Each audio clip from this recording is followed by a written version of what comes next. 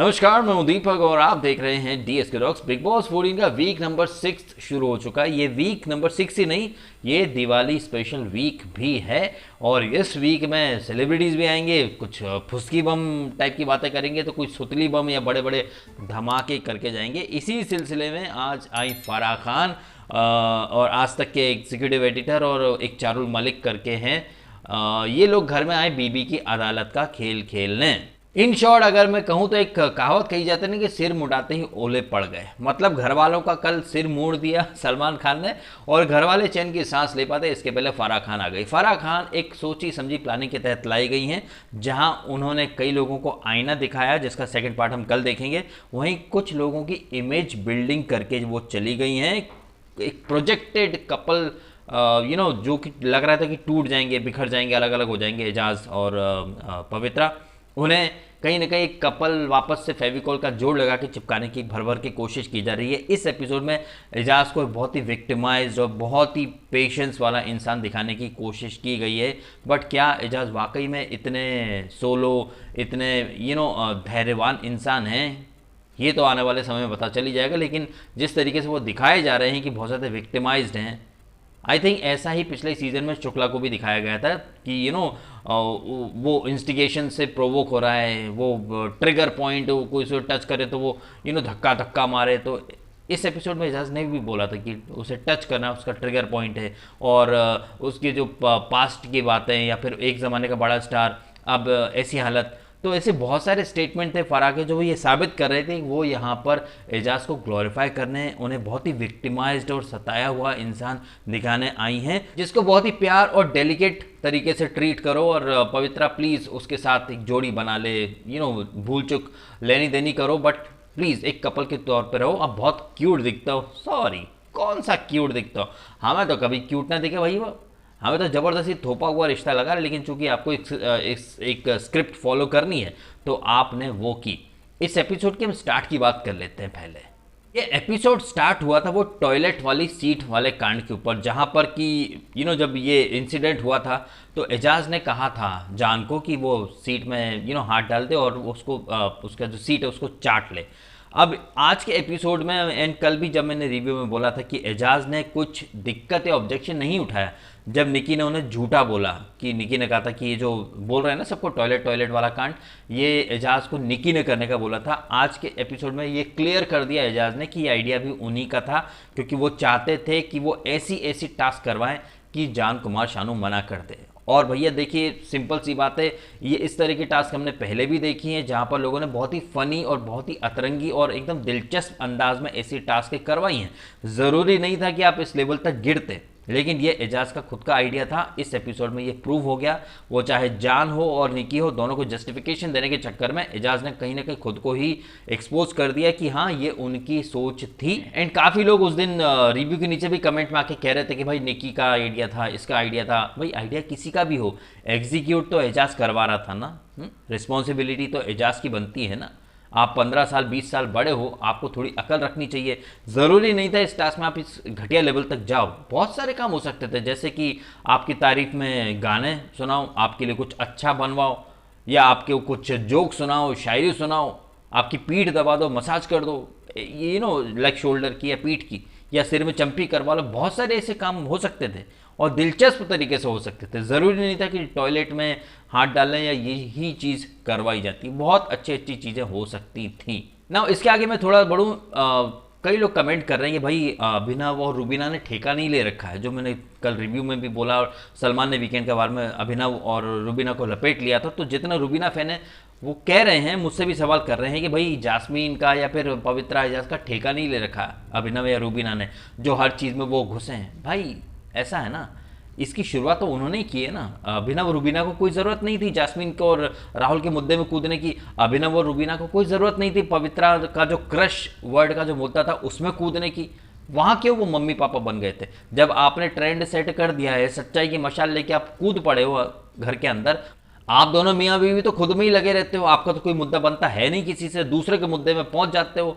जो पानी फेंका उसके ऊपर, राहुल के ऊपर वो क्रश वर्ड बोल दिया तो ये घटिया है, लैंग्वेज ही घटिया है, क्रिमिनल माइंडेड इंसान है राहुल। इस तरह की बातें अभिनव ने ही की थी ना।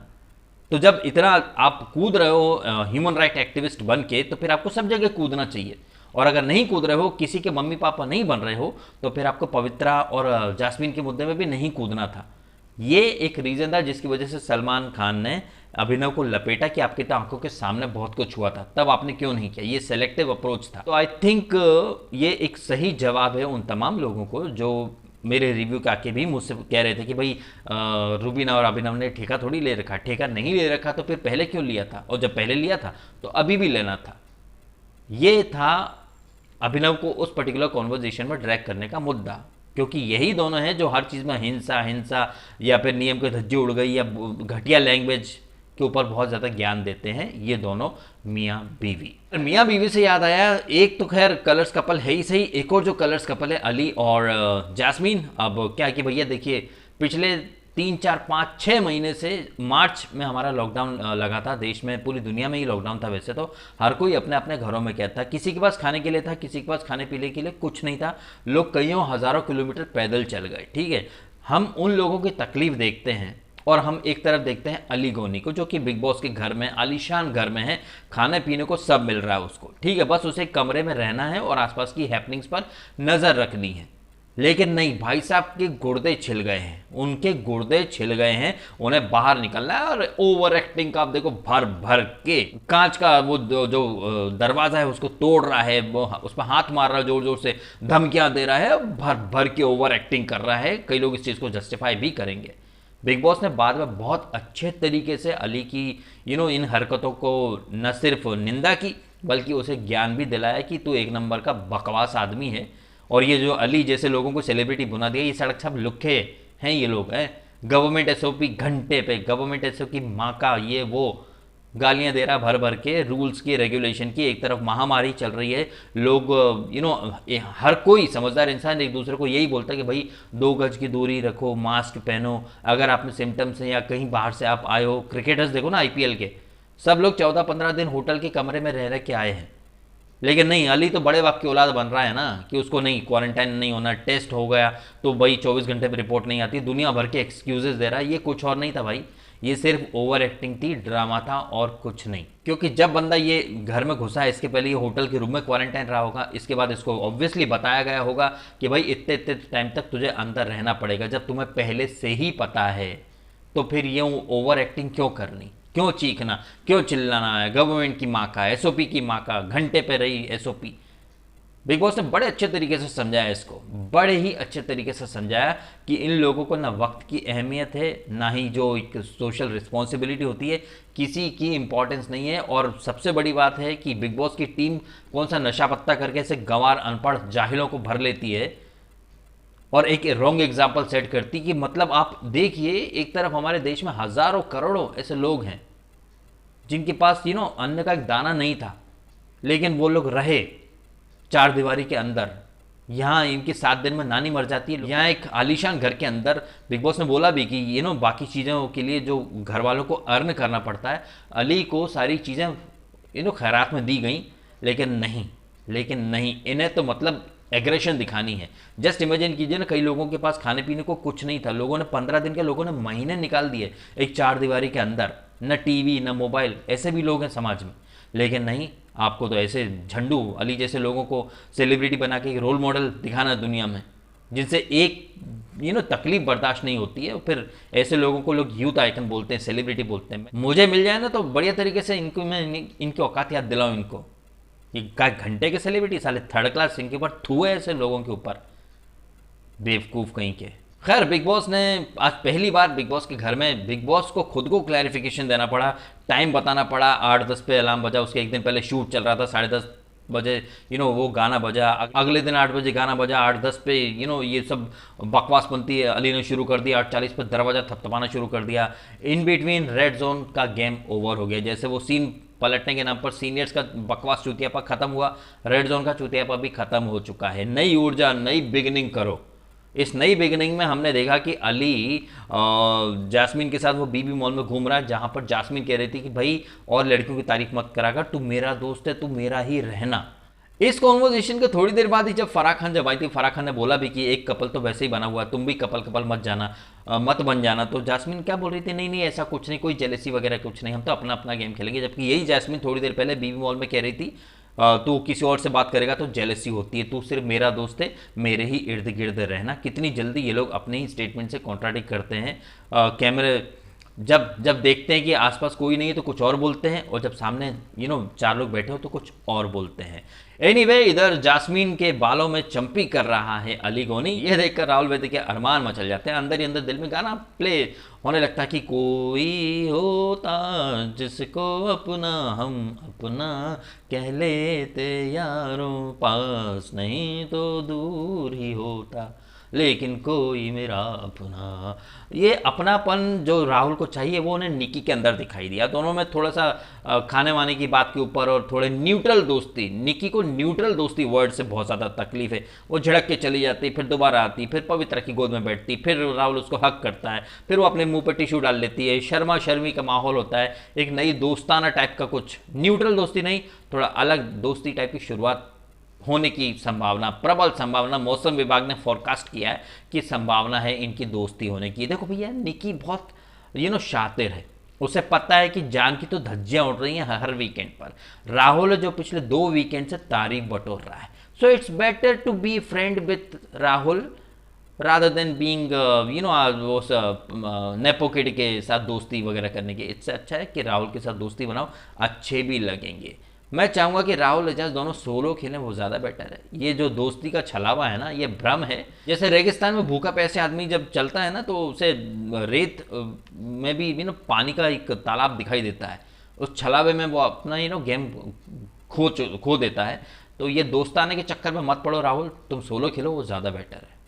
वहीं शार्दुल, पवित्रा, राहुल की डिकोडिंग चल रही थी कविता कौशिक के बारे में, जहां राहुल कहता कि भाई वो तो फुसकी बम निकल गई थी। वहीं पवित्रा इनका मानना है कि नहीं यार, थोड़े से बाहर से देख के आए तो थोड़ा अच्छा भी कर सकती है। इसके बाद हमने देखी बीबी की अदालत, जहां पर फराह खान रटे रटे स्क्रिप्ट लेके आई थी।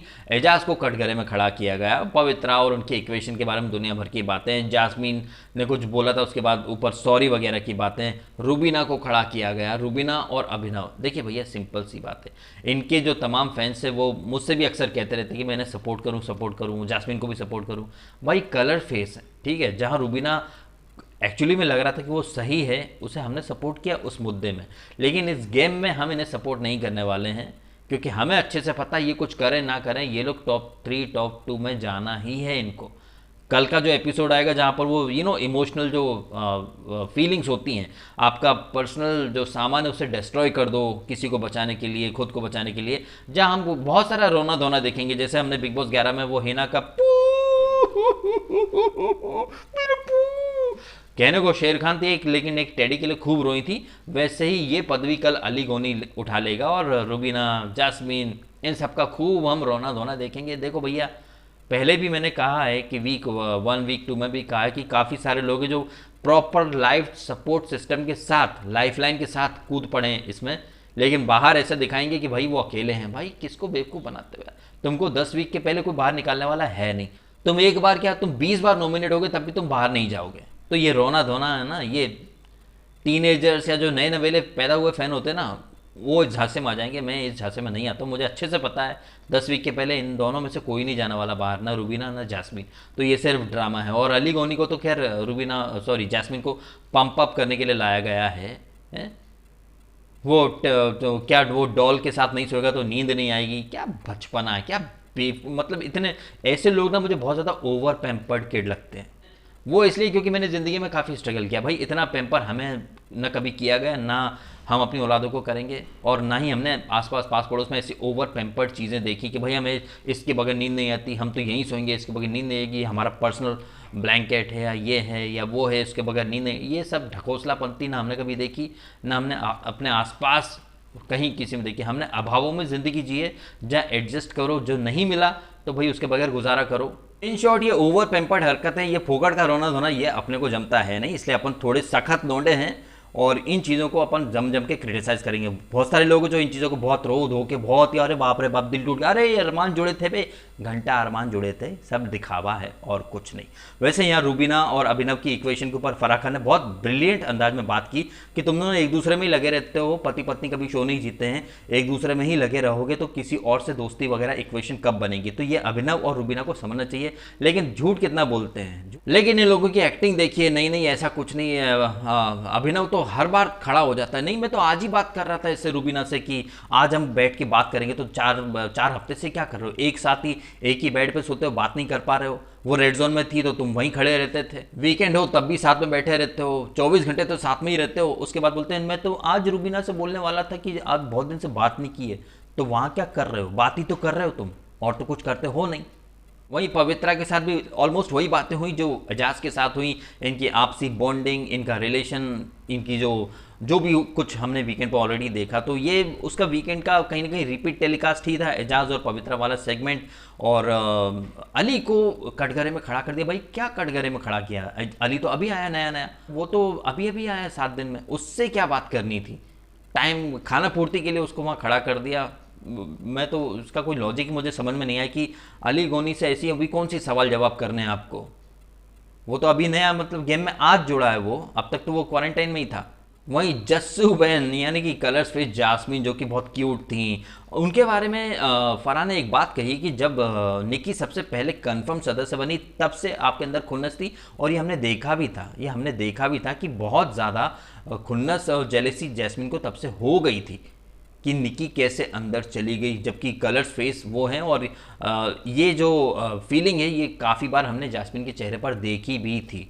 सो ये जो बीबी की अदालत के नाम पर इन लोगों ने ये जो शिगुफा छोड़ा, ये मुझे कुछ और नहीं बल्कि वीकेंड का वार का एक एक्सटेंशन ही लगा, जहां पर कि जो कलर्स के फेसेस हैं रूबीना जास्मिन, इन्हें एक सही ट्रैक पर लाने की कोशिश की गई। वहीं एजाज एंड पवित्रा का जो खामखां का जो कपल है वो टूट रहा है तो उसे बनाने की कोशिश की गई है।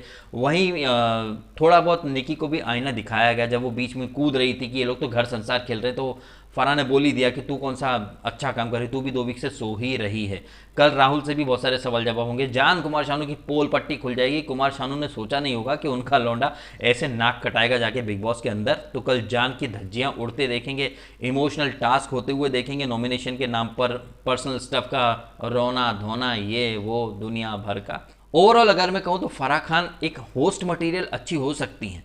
उनके जो कुछ वन लाइनर्स थे, जैसे निकी के लिए छम्मक छल्लो, या फिर कपल बन के मत रह जाना, एजाज तू भी इनको पलट पार करना, इनको जास्मिन वगैरह को दे इनको इनके अंदाज में।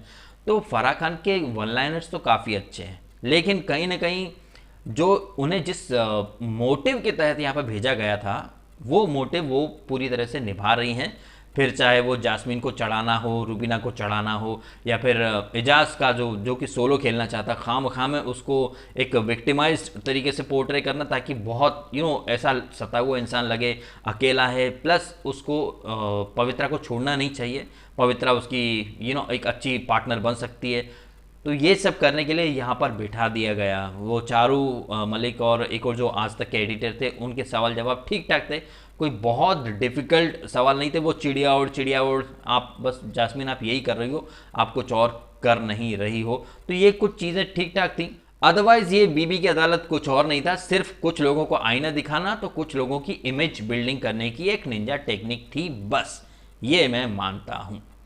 आप कमेंट करें आपके ओपिनियन की, आपको क्या लगता है। क्या आपको नहीं लग रहा कि ये सिर्फ एक निंजा टेक्निक थी कलर फेसेस को बूस्ट करने की और एजाज की इमेज बिल्डिंग करने की, और जान कुमार शानू निकी इन लोगों को आईना दिखाने की, जो कि हम कल के एपिसोड में भी देखेंगे।